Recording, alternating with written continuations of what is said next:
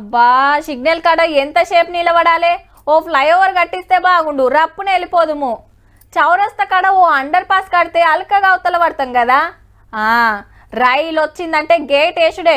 పొద్దుకు 4-5 మాటల ఆవుడే సరిపోతుంది. ఓ బిజ్జి కట్టిస్తే గీ బాధలు తప్పు కదా.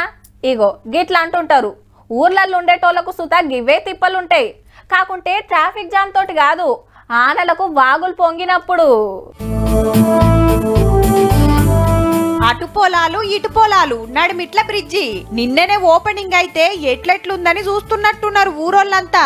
ఏండ్లకెళ్ళి ఎవ్వరు పట్టించుకోకుంటే రైతులే కట్టుకుర్రు. మళ్ళా 8,30,000 దాకా ఖర్చు వచ్చింది. ఏ మనిషికి ఎకరానికి 5 నుంచి 10,000 మధ్యలో వేసుకొని మేమే తలాయిని వేసుకొని చేసుకున్నాం. గదన్నట్టు జగిత్యాల జిల్లా బొల్లం చెరువుల ఈ వాగు నానుకొని 300 ఎకరాల వ్యవసాయ భూములు ఉన్నాయట. ఇది దాటితేనే పొలాలకు పోయేది.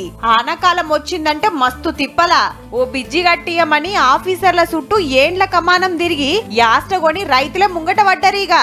వర్షం పడితే దాటరాదు. ఎవరికైనా వరే పోవాలనుకున్నా, మందు చల్లాలనుకున్నా, ఓ బండి కూడా పోవాలనుకున్నా బండి కూడా పోరాదు ఇంట్లోకి వెళ్ళి, వాగులోకి వెళ్ళి. ఇంకా దీనికి చేసే డెవలప్మెంట్ ఇంకా ఉంది.